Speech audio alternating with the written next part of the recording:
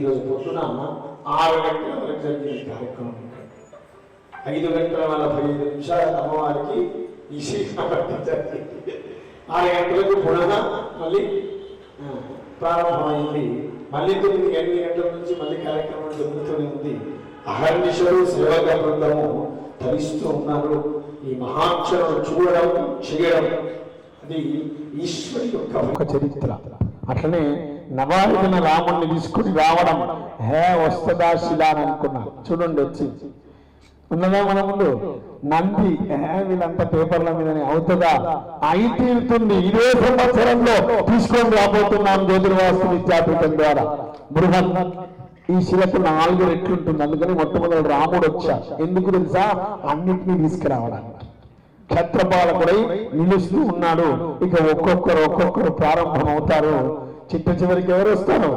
ఈశ్వరుడే వస్తారు. చక్కగా మొట్టమొదటి నంది వాహనం, తర్వాత దేవీ దేవతల పరివారం, చివరికి సాక్షాత్తు జ్ఞాన ప్రసారం జరగబోతూ ఉంది కైలాస ప్రస్థానం ద్వారా.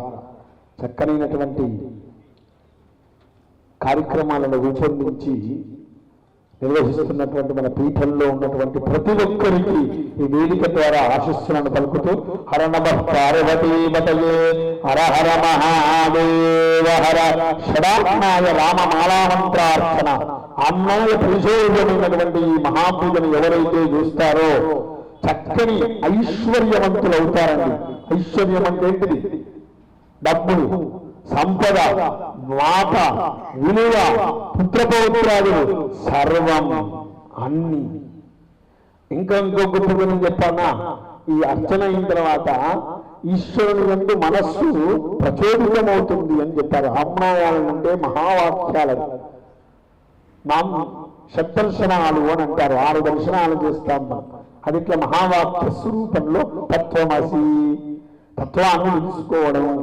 ఈశ్వరుడే తత్వము, మనమే తత్వము. అహం బ్రహ్మాస్మి వేదవాక్యాలను అనుష్ఠానం చేసినటువంటి ఫలితము ఈ ఆమ్నాయార్చనము ద్వారా కలుగుతుంది.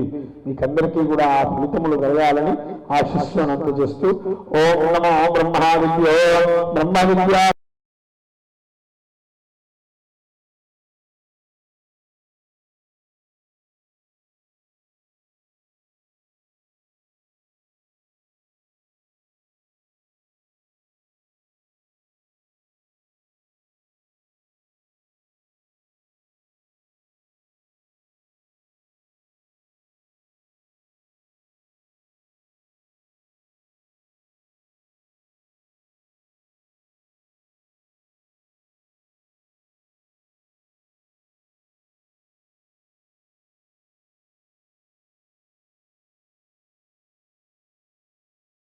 Hi everybody, this is Kiriti Damaraju.